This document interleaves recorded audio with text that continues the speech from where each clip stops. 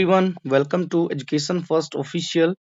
Dear kids, I hope कि आप सभी ठीक होंगे और जो है अपनी सेशन एंडिंग एग्जाम की तैयारी में लगे हुए होंगे। सो बच्चों, आज की इस वीडियो में हम पीएम श्री केंद्रीय विद्यालय का एक सैंपल पेपर सॉल्व करेंगे।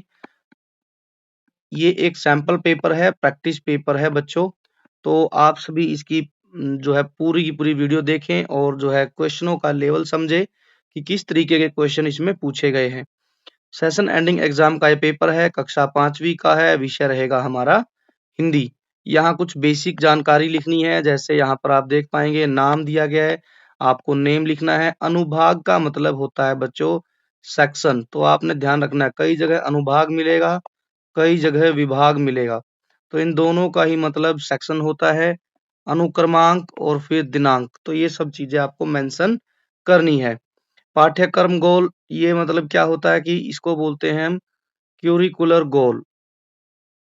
सीजी जो लिखे हुए हैं इनका मतलब ही क्या है, सीजी गोल। सीजी का मतलब होता है कैरिकुलर गोल, शॉर्ट फॉर्म में लिखा है।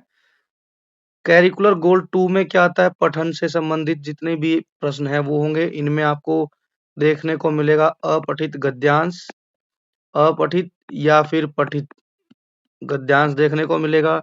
सीजी 3 में आपको रचनात्मक लेखन का कार्य मिलेगा देखने के लिए, सब चीजें होंगी रचनात्मक लेखन में। और सीजी 4 में व्याकरण और वर्तनी रहेगी, वर्तनी और व्याकरण। तो इस तरीके से पेपर है और कुल अंक रहेंगे 40। चलिए हम सबसे पहले सीजी 2 पठित अपठित गद्यांश या पद्यांश जो भी दिया गया उसको पढ़ते हैं। पहला प्रश्न है, नीचे दिए गए अपठित गद्यांश को पढ़कर प्रश्नों के उत्तर लिखिए या दीजिए। 5 अंक का यह प्रश्न है।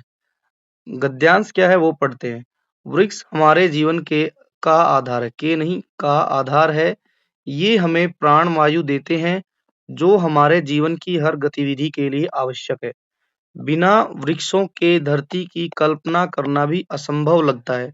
जहाँ वृक्षों की हरियाली हमारे तन मन को शांति प्रदान करती है, वहीं इनसे हमें फल, सब्जी, लकड़ी, कपड़े, कागज, दवाइयाँ आदि भी प्राप्त होते हैं। ये वर्षा लाने में भी सहायक होते हैं। कौन होते हैं वर्षा लाने में सहायक? वृक्षों की बात हो रही है यहाँ पर। जहाँ वृक्षों की संख्या कम या न के बराबर होती है, वहाँ वर्षा भी बहुत कम होती है। वृक्षों की हरियाली हमारे तन मन को शांति प्रदान करती है। इनकी छाया में हमें शीतलता का आभास होता है। प्राचीन काल से ही वृक्षों को देवतुल्य मानकर, देवतुल्य मतलब कि वृक्षों को भगवान के बराबर माना गया है और इसलिए इनकी पूजा की जाती है। वृक्ष निस्वार्थ रूप से सबको अपना सर्वस्व देते हैं और पर्यावरण के प्रदूषण को कम करते हैं। यदि हम अपने आसपास खड़े वृक्षों की रक्षा की जिम्मेदारी अपने कंधों पर उठा लें तो अधिकाधिक वृक्ष लगाएं, तो निश्चित मानिए कि हमने अपने स्वास्थ्य को लंबे समय तक स्वस्थ रखने की गारंटी प्राप्त कर ली है। वृक्षों की रक्षा में हमारे जीवन की सुरक्षा का आधार छिपा है। मतलब क्या है कि यदि हम पेड़ लगाएंगे ज्यादा से ज्यादा तो उससे क्या होगा कि हमारा जीवन सेफ रहने के का एक हमें कार्ड मिल जाएगा। यदि पेड़ नहीं रहेंगे तो हमारे लिए जीवन जीना कठिन ही नहीं असंभव भी हो जाएगा। चलिए पहला प्रश्न देखते हैं क्या दिया गया है। पहला प्रश्न, वृक्षों को क्या वृक्ष हमें क्या क्या देते हैं? जीवनदायिनी प्राणवायु, फल सब्जी, लकड़ी और दवाइयाँ और सभी। तो इसका उत्तर हो जाएगा सभी। वृक्ष हमें सब कुछ देते हैं। जीवनदायिनी, जीवनदायिनी मतलब जो ऑक्सीजन है वो हमारे लिए जीवन जो है दान है। यदि वो नहीं होगी तो हमारा जीवन संकट में आ जाएगा। तो इसलिए वृक्ष हमें जीवनदायिनी प्राणवायु देते हैं। आगे है ख प्रश्न, वृक्ष पर्यावरण को कैसे लाभ पहुंचाते हैं? प्रदूषण बढ़ाते हैं, जल की कमी करते हैं, प्रदूषण कम करते हैं। तो आंसर हो जाएगा प्रदूषण कम करके वृक्ष पर्यावरण को लाभ पहुंचाते हैं। अधिकाधिक वृक्ष क्यों लगाना चाहिए? अधिकाधिक मतलब होता है बच्चों अधिक से अधिक, अधिक से अधिक वृक्ष क्यों लगाने चाहिए, यहाँ पर ये बात की गई है ताकि पर्यावरण शुद्ध रहे, स्वास्थ्य अच्छा रहे। ताकि लकड़ी अधिक मिले, ताकि शहर बड़े बन सकें, ताकि वर्षा बिल्कुल ना हो। नहीं, यहाँ पर वृक्ष इसलिए लगाने की बात की गई है ताकि पर्यावरण शुद्ध रहे और स्वास्थ्य भी अच्छा रहे। जहाँ पर अक्सर पेड़ों की कमी होती है, वहाँ पर पर्यावरण जो है दूषित होता है और पेड़ न होने के कारण स्वास्थ्य पर भी बहुत बुरा प्रभाव पड़ता है। तो इसका आंसर हो जाएगा अ। चौथा प्रश्न है इसी पहले प्रश्न का, जहाँ वृक्षों की संख्या कम होती है, वहाँ क्या होता है? वृक्ष कम होते हैं तो वहाँ वर्षा अधिक होती है, तो बिल्कुल गलत हो गया। फसल अधिक होती है, नो, वहाँ पर वर्षा भी कम होती है। यही बात पैसेज में ऊपर बताई गई थी। यदि हम पैसेज को पढ़ें तो यहाँ लिखा गया है, क्या लिखा गया है कि वर्षा लाने में सहायक होते हैं। ये क्या लिखा गया है कि ये वर्षा लाने में सहायक होते हैं। जहाँ वृक्षों की संख्या कम या न के बराबर होती है, वहाँ वर्षा भी बहुत कम होती है। तो इसलिए जहाँ वृक्षों की संख्या कम है, वहाँ पर वर्षा कम होती है। आगे बढ़ते हैं। प्राचीन काल से ही वृक्षों को देवतुल्य क्यों माना जाता है? भगवान के बराबर क्यों मानते हैं? क्योंकि वे बहुत ऊंचे होते हैं, क्योंकि वे सुंदर दिखाई देते हैं, क्योंकि वे सबको जीवन उपयोगी वस्तुएं देते हैं। तो यही आंसर हो गया कि जो वृक्ष होते हैं वो अपना सब कुछ दे देते हैं। फल फल लगते हैं, फल भी नहीं खाते, ठीक है? लकड़ी लकड़ी उनकी काम आती है, वो भी दूसरों को दे देते हैं। कुछ पेड़-पौधे ऐसे होते हैं जिनकी पत्तों से, जड़ों से, फूलों से दवाइयाँ बनती है, तो वो भी सब दे देते हैं। इसीलिए उनको भगवान के समान माना है। तो इसका आंसर हो जाएगा स। अब है प्रश्न 2। प्रश्न 2 में लिखा है, नीचे दिए गए अपठित नहीं है ये अपठित है। गद्यांश को पढ़कर प्रश्नों के उत्तर लिखिए। ये भी 5 अंक का प्रश्न है। किस प्रकार से है गद्यांश वो पढ़ते हैं। अजंता पहुंचकर जो दृश्य निशा ने देखा वह बड़ा ही मनोरम था। मनोरम मतलब बहुत ही मन को खुश करने वाला था। छोटी सी नदी बह रही थी। नदी में बड़े-बड़े शिलाखंड थे। शिलाखंड मतलब होता है पत्थर। नदी के दक्षिण में एक पहाड़ी पर एक पंक्ति में 29 गुफाएं थी। 29 मतलब होता है बच्चों, कई बच्चे इंग्लिश में पूछते हैं फिर 29 का मतलब होता है 29। आगे है, इन गुफाओं का मुंह कहाँ था? इन गुफाओं का मुंह पूर्व दिशा की ओर होने के कारण प्रातः काल के सूर्य की किरणें इन पर पड़ रही थी। मतलब जो गुफाएं थी उनका मुंह पूर्व दिशा में था। उसका कारण था क्योंकि जैसे ही सूरज निकलता था तो उसका प्रकाश जो है गुफाओं के अंदर जाता था और जो है अंधेरा दूर हो जाता था। आगे है, गुफाओं के ठीक नीचे एक कुंड बना था जिसमें पानी भरा हुआ था। घाटी में रंग बिरंगे फूल खिले हुए थे। निशा मौसी के साथ गुफाओं को देखने के लिए अंदर गई। उसने देखा कि गुफाओं की दीवारों पर अत्यंत सुंदर, यहाँ अत्यंत, यहाँ आएगा सुंदर चित्र बने हैं। गौतम बुद्ध का घर छोड़कर तप के लिए जाना, भिक्षुओं को उपदेश देना, साधु के रूप में भिक्षा मांगने जाना जाना आदि अत्यंत सजीव चित्र थे। मतलब जो गुफा थी उसमें जो है मुख्य तौर पर बुद्ध से संबंधित जो है चित्र बने हुए थे, जिनमें बुद्ध के अलग-अलग जो है चित्र दिखाए गए थे, उनकी जीवन की पूरी यात्रा दिखाई गई थी और वो चित्र ऐसे लग रहे थे जैसे कि अभी वो जिंदा हो। सजीव मतलब जिंदा। इसके अतिरिक्त पेड़-पौधों, पशु-पक्षियों, स्त्रियों आदि के भी चित्र थे। उन्हें देखते ही निशा के, यहाँ पर आएगा, निशा के मुंह से निकला, वाह! उन सभी चित्रों में अत्यंत सुंदर रंग भरे हुए थे। सैकड़ों साल बीत जाने पर भी ये रंग फीके नहीं पड़े थे। मौसी ने कहा, निशा ये गुफाएं 2000 वर्ष पुरानी हैं। निशा ने आश्चर्यचकित होकर कहा, 2000 वर्ष? और आज भी ज्यों के त्यों कैसे हैं? मौसी ने बताया, उस समय रंग बनाने का ढंग बहुत अनोखा था। कहते हैं कि उस समय के रंग पत्तों, जड़ी-बूटियों, फूलों आदि से बनाए जाते थे। तो ये था बच्चों हमारा पूरा पैसेज। ये जो है बच्चों हमारे ये कला मंदिर जो पाठ है उसमें से लिया गया है। अब इसके प्रश्न उत्तर देखते हैं। पहला प्रश्न है, गुफाओं की दीवारों पर बने चित्रों में कौन-सा दृश्य नहीं दिखाया गया था? गौतम बुद्ध का तप के लिए जाना, भिक्षुओं को उपदेश देना युद्ध करते राजा, साधु के रूप में भिक्षा मांगना।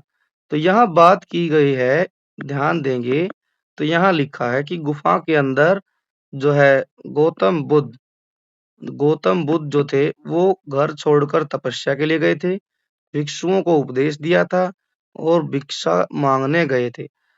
लड़ाई करते हुए राजा नहीं दिखाए गए। तो यही हमारा उत्तर है।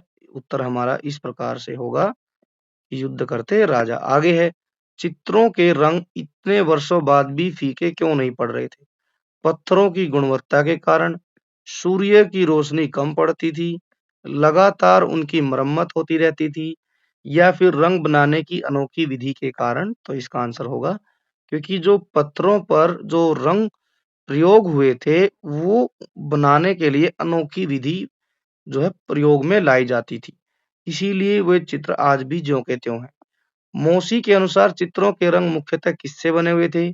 खनिज पदार्थों से, मिट्टी और पानी से, पेड़ों की छाल से, पत्तों, जड़ी बूटियों और फूलों से। तो हम लिखेंगे कि पत्तों, जड़ी बूटियों और फूलों से। अगला प्रश्न है, गुफा के ठीक नीचे किसका निर्माण था? झरने का, बगीचे का, कुंड का, मंदिर का? तो हमारा उत्तर होगा कुंड का। आगे है, प्रश्न 5 है, निशा ने मौसी को गुफाओं के बारे में क्या बताया? अब ये लिखना है, इसमें क्या लिखेंगे हम? ये लिखा, मौसी ने कहा ये गुफाएं 2000 वर्ष पुरानी है।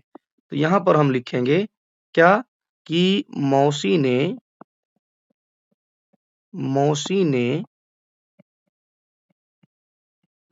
निशा को गुफाओं के बारे में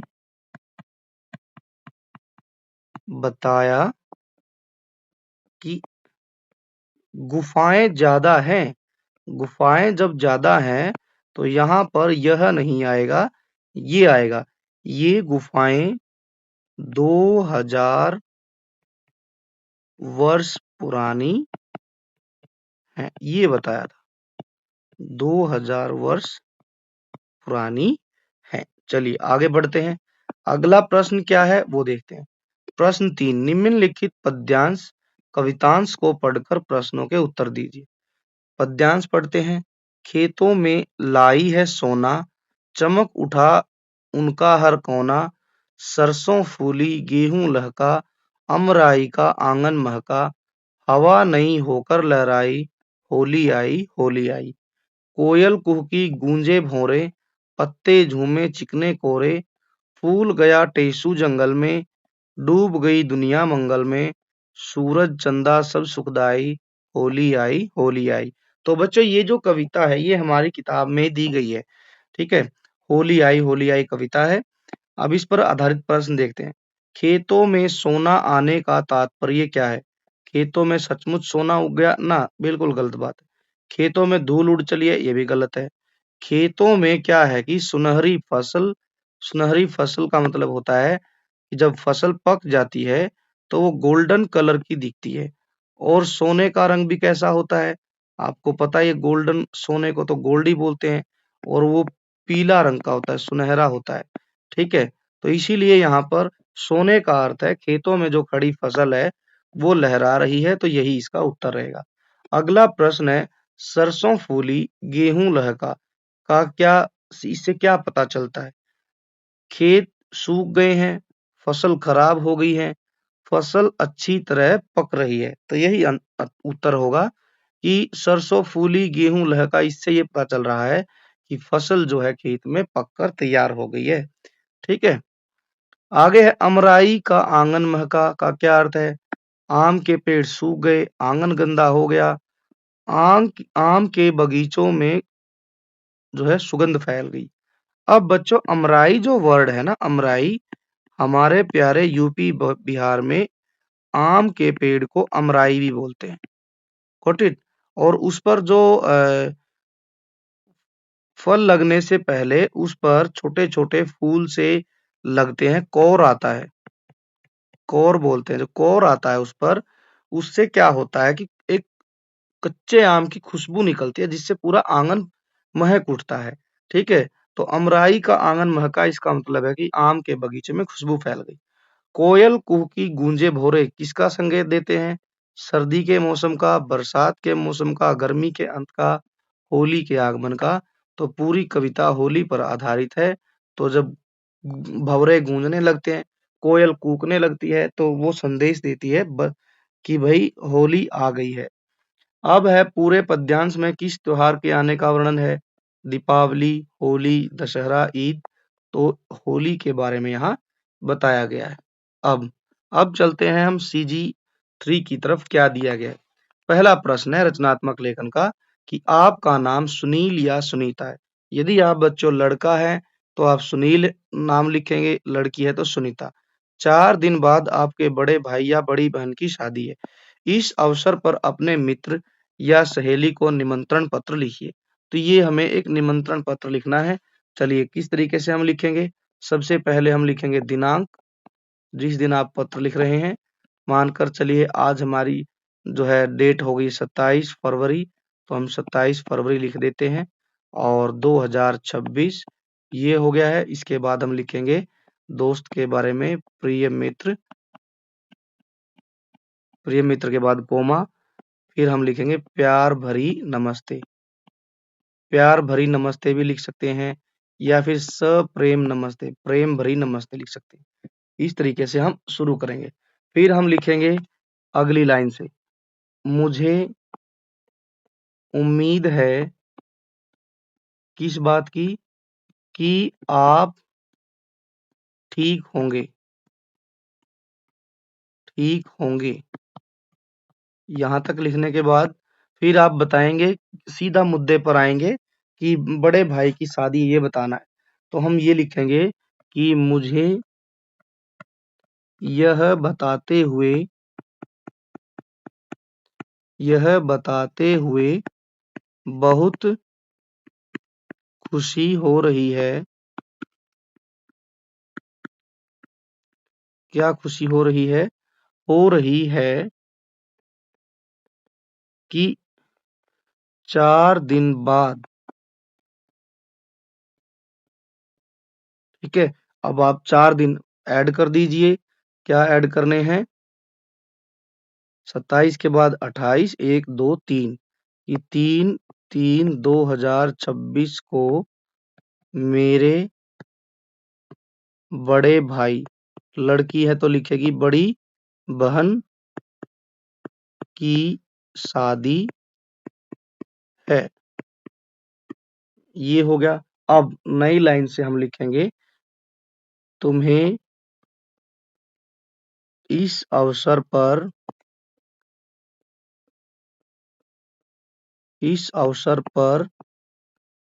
अपने माता पिता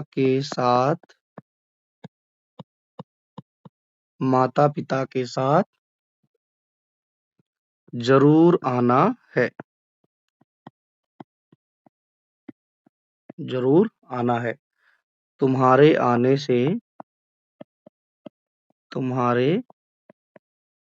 आने से मुझे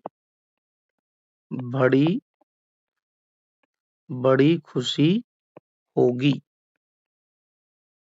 इस तरीके से हम लिखेंगे, मैं आपके आने का इंतजार करूंगा। इस तरीके से हम लिखेंगे, इंतजार करूंगा। तुम्हारा दोस्त, नाम क्या था ऊपर? सुनील। तो हम ये लिखेंगे। तो इस तरीके से बच्चों हमने पत्र लिखना है। आप अपने भी कुछ इसमें पॉइंट डाल सकते हैं, लेकिन बच्चों ज्यादा बड़ा नहीं होना चाहिए। 60, 70, 80 शब्दों में इसको पूरा कर देना है। चलिए आगे बढ़ते हैं। पत्र नहीं लिखना है, क्या करना है? या में क्वेश्चन दिया गया है, जल संरक्षण विषय पर एक पोस्टर बनाओ, साथ ही जल संरक्षण से संबंधित नारा भी लिखिए और जल संरक्षण से संबंधित 2-3 उपाय भी आपने लिखने हैं। तो बच्चों जल संरक्षण के बारे में आप जो है एक पोस्टर बनाओ और पोस्टर में आपने सबसे ऊपर, जैसे आपको पेपर में इस तरीके से बॉक्स बनाना है, यहाँ जैसे मैंने दिया है, और पोस्टर जो बनाना है वो इसी के अंदर बनाना है। सबसे पहले आपने टॉपिक लिखना है कि आपने बनाया किस चीज पर है। तो आप लिखेंगे सबसे ऊपर जल संरक्षण, ठीक है। ये हो गया, आप लाइन खींच सकते हैं। फिर आप लिख सकते हैं नारा। नारा क्या लिखना है कि जल अमूल्य है ना। जल अमूल्य, अमूल्य मतलब बहुत कीमती है ना। जल अमूल्य है कि आओ आओ इसे मिलकर बचाएं, है ना, मिलकर बचाएं। ये नहीं लिखना है तो आप आसान लिख सकते हैं, आपने पढ़ा ही होगा कहीं ना कहीं, जल ही जीवन है। या फिर आपने देखा होगा लिखा, जल है तो कल है। इस तरीके से आपने नारा लिखना है। फिर जैसा मैंने यहाँ देख पा रहे होंगे आप, जैसा मैंने यहाँ पोस्टर बनाया है, तो आप भी कुछ इसी तरीके से एक सुंदर सा पोस्टर बनाएंगे और उससे संबंधित एक दो बात भी लिखेंगे। क्या लिखना है कि भाई जैसा आप चित्र में देख पा रहे हैं कि हमें क्या करना है, पानी को व्यर्थ नहीं बहाना है। ब्रश करते समय हमें क्या करना है कि नल को बंद कर देना है, या फिर कहीं हमारे घर में लीकेज है तो हम उस पाइप की मरम्मत करवाएं। तो ये सब बातें हमने लिखनी है, जैसा आप चित्र में देख पा रहे हैं। चलिए, अब हम अगले प्रश्न की तरफ बढ़ते हैं। प्रश्न 5 क्या है कि चित्र को ध्यान से देखिए और इससे संबंधित कहानी बनाकर लिखिए। आप देख पा रहे होंगे कि यहाँ 4 चित्र दिए गए हैं। चित्र में क्या है कि एक लोमड़ी है, लोमड़ी है और ये कुछ खोज रही है। खोजते-खोजते पहुँच गई एक बगीचे में जहाँ पर अंगूर लगे थे। अब इसने क्या किया, जैसे ही ये अंगूर खाने के लिए इन पर जो है झपटा मारने की कोशिश कर रही है, तो ये छलांग लगाकर उन तक पहुँचने की कोशिश कर रही है। लेकिन क्या हुआ, फिर इसको ये मिले नहीं तो ये वापिस चली गई। तो इन्हीं से हमें एक कहानी बनाकर लिखना है। तो हम देखेंगे, पहला चित्र है, पहले चित्र में हो सकता है कि ये भोजन की तलाश में। तो हम लिखेंगे, सबसे पहले हम ऐसे शुरू करते हैं कि एक बार की बात है। कहानी हमेशा जो है भूतकाल में होती है। एक बार की बात है कि एक लोमड़ी एक लोमड़ी भोजन की तलाश में भोजन की तलाश में क्या कर रही थी, इधर-उधर इधर-उधर भटक रही थी भटक रही थी। भोजन की खोज में भोजन की खोज में वह एक बगीचे में जा पहुंची। तो ये हो गया, देख पाएंगे आप, पहुंच गई है दूसरे चित्र में। अब बगीचे में क्या देखा, अंगूर थे, है ना। उसने बगीचे में देखा कि पेड़ों पर जो है क्या लगे थे, या पेड़ों की जगह बेलों पर अंगूर अंगूर लगे हैं। तीसरी पिक्चर में क्या देख पा रहे हैं आप, खाने की कोशिश कर रही है। तो अब हम लिखेंगे लोमड़ी अंगूरों को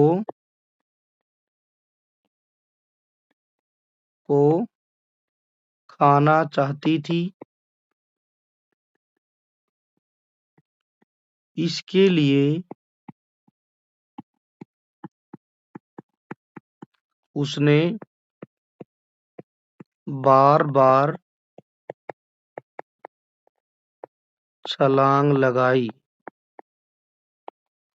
ठीक है, छलांग लगाई, मगर वह अंगूर नहीं खा सकी। ठीक है, अंगूर खाने की कोशिश तो कर रही है लेकिन खा नहीं सकी। ठीक है, फिर लिखेंगे इस कारण वह परेशान हो गई और वहां से चली गई। चौथी पिक्चर आप देख पा रहे हैं, लोमड़ी जो है छोड़कर जा रही है। ठीक है, तो इस तरीके से हमने जो है इस प्रश्न को कहानी के रूप में बदलना है।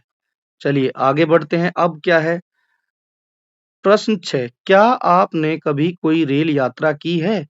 अपनी किसी रेल यात्रा को 60 से 70 शब्दों में लिखिए। या फिर आप अपनी सूझबूझ से प्रत्युत्पन्नमती मछुआरों से बच गई। ध्यान देंगे तो ये हैं दोनों मछलियां। ठीक है, मान लीजिए कि वह तैरकर पास के सरोवर में अपनी मित्र अनागत विधाता के पास पहुंच गई। हम इसको मान लेते हैं कि ये है प्रत्युत्पन्नमती। Got it. और ये है अनागत विधाता। अनागत विधाता, अनागत विधाता का मतलब होता है जो आने वाली कठिनाइयों को पहले से ही पहचान ले। ठीक है, और प्रत्युत्पन्नमती होती है कि जैसे ही संकट आएगा तभी समाधान करेगी। अब दोनों मिली जाकर तालाब में, दोनों आपस में क्या क्या बातचीत हुई होगी उनके बीच में। ठीक है, दोनों, क्योंकि क्या हुआ, अनागत विधाता तो पहले ही चली गई थी तालाब छोड़कर दूसरे तालाब में, लेकिन लेकिन प्रत्युत्पन्नमती ने मौका देखकर अपनी जान बचाई और वो भाग गई दूसरे तालाब में। ठीक है, इस तरीके से उसने अपनी जान बचाई थी। तो क्या बातचीत हुई होगी वो लिखनी है हमें।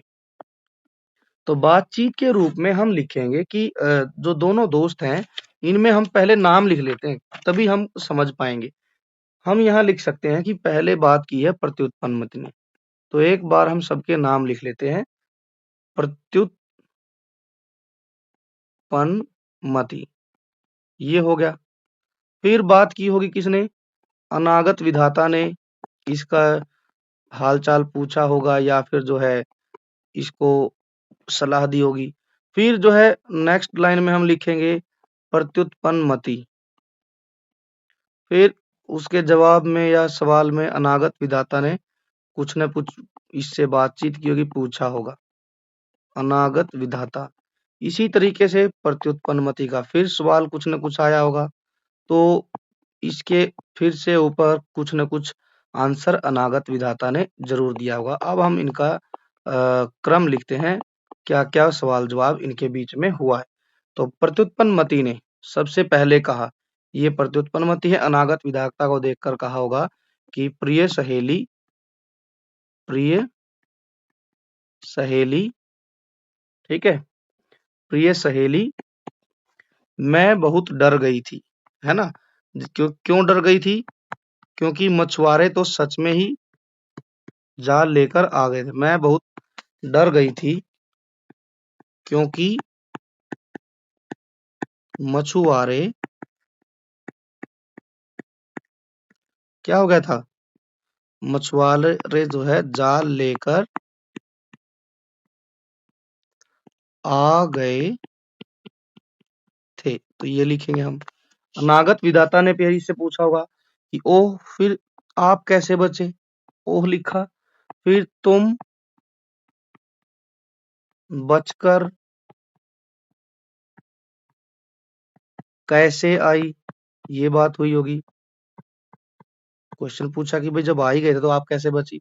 तो इसने कहा, मैंने क्या किया, मैंने तुरंत तुरंत समझ जो है बुद्धि से काम लिया, बुद्धि से काम लिया। ठीक है, अपना सांस रोककर तालाब में पड़ी रही और जब मछुआरे चले गए, मछुआरे चले गए तो मैं तैरकर तुम्हारे पास आ गई।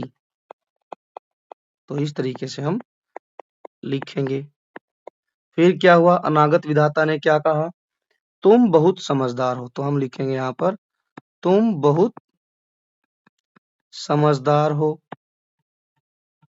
ठीक है, समझदार हो, ये हो गई। अगर देर करती तो तुम फंस जाती। अगर देर करती तो तुम फंस जाती। सलाह भी दे रही है। तो प्रत्युत्पन्नमति क्या कहेगी, हाँ, यस, समय पर निर्णय लेना। फिर ये कह रही है हाँ, समय पर निर्णय, डिसीजन लेना क्या है, निर्णय लेना बहुत जरूरी है। ये हो गया। अनागत विधाता क्या कहेगी, बिल्कुल सही, क्योंकि अनागत विधाता तो समय से पहले ही डिसीजन ले गई थी। बिल्कुल सही। चलो अब आराम से यहाँ रहो। चलो अब तुम आराम से यहाँ रहो। फिर एक बात और लिख देंगे हम, प्रत्युत्पन्नमति ने इनको थैंक यू बोला होगा। ठीक है, तो कहेगी हाँ दोस्त, हाँ दोस्त, धन्यवाद। तो बच्चों इस तरीके से हमने संवाद लिखना है। अब एक प्रश्न और बच गया है ऊपर। प्रश्न ये है कि आपको अपने कोई रेल यात्रा का जिक्र करना है, कैसे आपकी रेल यात्रा रही। तो बच्चों आप कभी न कभी तो जरूर अक्सर रेल में गए होंगे। पहली यात्रा लिखनी है आपने। और मुझे ऐसा लगता है बच्चों, पहली यात्रा सब लोग जो है, या तो क्या हुआ है, आप अपने दादा दादी के घर गए होंगे, दादा दादी के घर, या फिर नाना नानी के घर। तो जब नाना नानी के घर गए हैं, आपने ट्रेन से यात्रा की है, तो वो सफर कैसा रहा वो आप 60 से 70 शब्दों में लिखेंगे। ठीक है, ये क्वेश्चन बच्चों सभी का अपना अपना अनुभव होता है। तो मैं यहाँ लिख कर नहीं दिखाऊंगा, क्योंकि आपने अपने हिसाब से अपनी बात को याद करना है कि कब आप रेल में पहली बार बैठे थे, आपने क्या-क्या किया था, क्या आपको विंडो वाली खिड़की मिली थी, आपने ये रेल यात्रा के दौरान क्या किया, ठीक है, कौन-कौन लोग आपके साथ गए थे, आप किसके साथ गए थे, यदि आपको विंडो सीट मिली थी तो आपने बाहर क्या-क्या देखा था, कैसा अनुभव था, क्या आपने कोई दोस्त बनाया था यात्रा के दौरान। तो इन सब चीज़ों को ध्यान में रखते हुए आपने ये पूरी रेल यात्रा लिखनी है। चलिए अब आगे बढ़ते हैं, आगे क्या दिया गया है? अब है व्याकरण से संबंधित प्रश्न है, सीजी 4 में व्याकरण या वर्तनी। पहला प्रश्न है, दिए गए प्रश्नों का दिशा निर्देश के अनुसार उत्तर लिखिए। पहला प्रश्न, रेखांकित शब्द का बहुवचन बनाकर लिखना है। तालाब में बहुत सारी मछलियां थी, जिनमें से एक मछली, एक मछली, यहाँ पर रेखांकित शब्द जो है बच्चों वो है मछली। अब है, पहले ही रेखांकित कर लेते हैं। रेखांकित शब्दों के विपरीत अर्थ का वो है शब्द लिखना है। सूर्य का उदय पूर्व दिशा में और अस्त कौन सी दिशा में होता है? पश्चिम दिशा में। उदय का मतलब होता है उगना और अस्त होना का मतलब होता है छिपना। सूर्य जो है उगता है पूर्व दिशा से और छिपता है पश्चिम दिशा में। आगे बढ़ते हैं, नीचे दिए गए शब्दों के सामने विशेषण शब्द लिखिए। चित्र को लिख सकते हैं हम सुंदर चित्र, सुंदर चित्र। चट्टान, चट्टान लिखेंगे पुरानी चट्टान, ठीक है, नई चट्टान, गॉट इट। या फिर आप और क्या लिख सकते हैं, बड़ी चट्टान, छोटी चट्टान, तो ये लिख सकते हैं। अगला प्रश्न है, निम्नलिखित वाक्यों में करना क्रिया के विभिन्न रूपों का प्रयोग करते हुए खाली स्थान भरना है। गंगा नदी पटना भागलपुर के बाद पश्चिम बंगाल में करना से जो है, करना के ही रूप लिखने हैं। क्या क्या हो सकता है, करता, करती, ठीक है, किया, करेंगे, ठीक है, तो इस तरीके से लिखना है। तो प्रवेश करती है, तो यहाँ पर करती आएगा। सिद्धार्थ ने महाराज सुधोधन को प्रणाम किया। तो ये हम यहाँ लिखेंगे। आगे बढ़ते हैं। वाक्यांश के लिए एक शब्द लिखिए। साग सब्जी और घास खाने वाला। तो बच्चों साग सब्जी और घास खाने वाला जो है वो होता है शाकाहारी। एक बार मैंने एक बच्चे की कॉपी देखी थी बच्चों, तो उसमें लिख रखा था साग सब्जी खाने वाला जानवर। अरे भाई घास और साग सब्जी खाने वाला जानवर नहीं है, उनको शाकाहारी बोलते हैं, तो जानवर नहीं लिखना है। सप्ताह में एक बार होने वाला काम, तो बच्चों उसको साप्ताहिक बोलते हैं। इसके लिए एक बच्चे ने क्या लिख रखा था, सप्ताह में एक बार होने वाला काम छुट्टी। छुट्टी नहीं भैया, सप्ताह में एक बार होने वाला काम को साप्ताहिक बोलते हैं। तो उल्टे सीधे उत्तर हमें नहीं लिखने हैं। ठीक है, चलिए आगे बढ़ते हैं। आगे क्या दिया गया, वर्तनी से संबंधित प्रश्न है। प्रश्न 8, मैं काम कर रहा हूँ, मेरे कर में लेखनी है। यहाँ पर दो शब्द आए हैं, एक है कर, दूसरा भी कर, लेकिन दोनों वाक्यों में कर का अर्थ अलग अलग है। देखो कैसे समझाया गया है। यहाँ पहले वाक्य में कर शब्द का प्रयोग किया गया है तथा दूसरे वाक्य में कर शब्द का अर्थ अलग हाथ है। देखो यहाँ जो पहला वाक्य है ना, कर, उसका मतलब है करना, ठीक है ना, इंग्लिश में डूइंग, ठीक है। बट जो दूसरा है उसका मतलब है हाथ। और तीसरा अर्थ भी होता है कर का। कर का इंग्लिश में अर्थ होता है टैक्स, जो कि हमें देना पड़ता है सरकार को। जैसे आपने अपने मम्मी से या पापा से कभी न कभी पूछ सुना ही होगा कि मैंने इनकी बार तो इतना सारा इनकम टैक्स भरा है। ठीक है, तो अलग अलग शब्दों के एक ही जैसे शब्द होते हैं, उनके अलग अलग अर्थ भी होते हैं, तो उनको बोलते हैं बच्चों हिंदी में सम श्रुति भिन्नार्थक। मतलब सुनने में एक जैसे हैं लेकिन अर्थ अलग है। समश्रुति मतलब सुनने में एक समान है लेकिन अर्थ भिन्न है। जैसे कर, कर यहाँ दो बार आया, सुनने में सेम है लेकिन अर्थ अलग अलग है। कर का एक अन्य अर्थ टैक्स भी होता है। इसी तरह से दो शब्द लिखिए और अलग अलग वाक्य बनाकर लिखने हैं। तो कैसे लिखेंगे हम, जैसे हमें पता है एक है सोना, गॉट इट, दूसरा भी हम सोना ही लिख देते हैं। ये हो गया।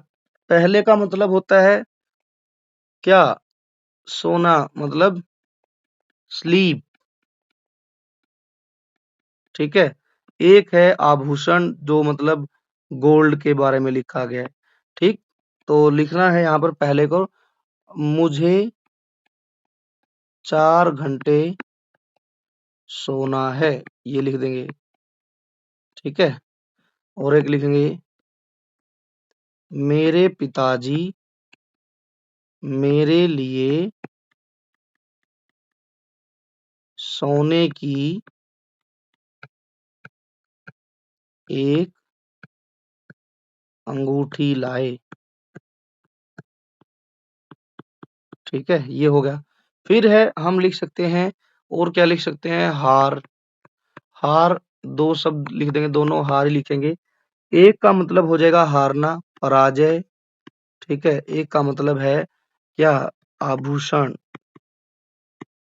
समझे। तो हम लिखेंगे आज हम मैच हार गए। ये हो गया आभूषण। मेरी माँ के पास एक हार है, ठीक है, वो भी किसका, सोने का हार है। तो इस तरीके से हमने वाक्य बनाकर लिखना है। चलिए आगे पढ़ते हैं। नीचे दिए गए वाक्यांशों का वाक्य बनाकर लिखिए। मन मोह लेना, तो हम लिखेंगे इस अद्भुत इस अद्भुत तस्वीर ने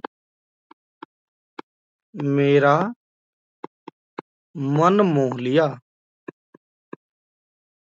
मन मोह लिया। कल्पना से परे होना, उसकी उसकी बातें तो मेरी कल्पना से परे हैं। तो इस तरीके से हम लिखें। आगे है, क्या है? हिमालय शब्द हिम और आल्य शब्दों से मिलकर बना है। नीचे लिखे शब्दों को मिलाकर नए शब्द बनाकर लिखने हैं। जैसे विद्या जमा आल्य, भोजन जमा आल्य और देव जमा आल्य। तो हम लिखेंगे विद्यालय, ये हो गया। भोजनालय, ये लिखेंगे। फिर हम लिखेंगे देवालय, ये हो गया। आगे है प्रश्न 11। निशा और मौसी ने स्टेशन पर विश्राम गृह में आराम किया। यहाँ विश्राम गृह शब्द दो शब्दों से मिलकर बना है, विश्राम और गृह। ऐसे ही दो शब्दों के मेल से बने कोई दो शब्द लिखिए और वाक्य में प्रयोग कीजिए। तो जैसे हम लिख सकते हैं शिलाखंड, शिलाखंड, ये हो गया है। शिलाखंड में हम लिखेंगे कि निशा ने बड़े बड़े शिलाखंड पड़े देखे, ये हो गया।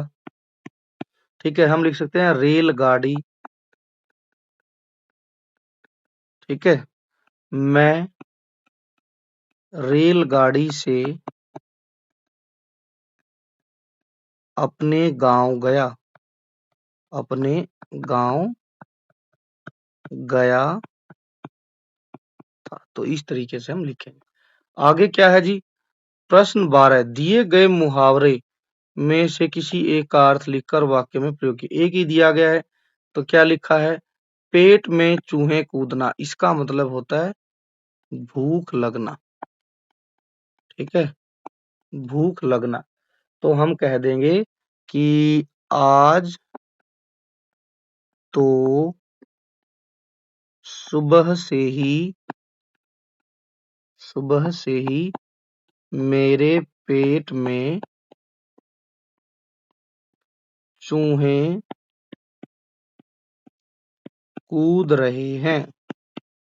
अब ध्यान देंगे, मुहावरा तो यहाँ एक दिया गया है और कहा है कि कोई एक लिखो, तो दूसरा और लिख देते हैं हम, आंख मिचौली करना।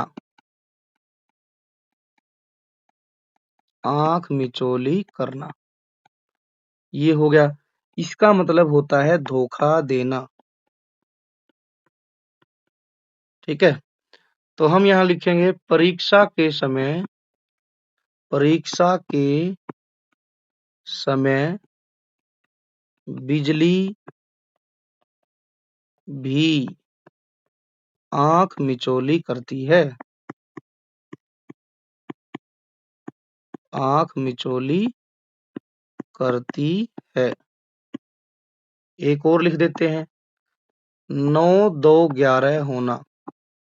9 2 11 होना, ये सारे बच्चों बुक में से ही है, या फिर 1 और 1 11, 1 और 1 11 होना। ठीक है, 9 2 11 होना का मतलब होता है भाग जाना। ठीक है, फिर है पुलिस को देखते ही चोर 9 2 11 हो गए। ठीक है, 1 और 1 11 होना मतलब शक्तिशाली होना। ठीक है, 1 और 1 11 होना, शक्तिशाली होना। ठीक, हम लिखेंगे राजू और उसके भाई, उसके दोनों भाई मिलकर रहते हैं और साथ ही काम करते हैं। यह तो एक और एक 11 वाली बात हो गई। मतलब तीनों भाई मिलकर रहते हैं, काम करते हैं, ठीक है, तो शक्तिशाली हो गए।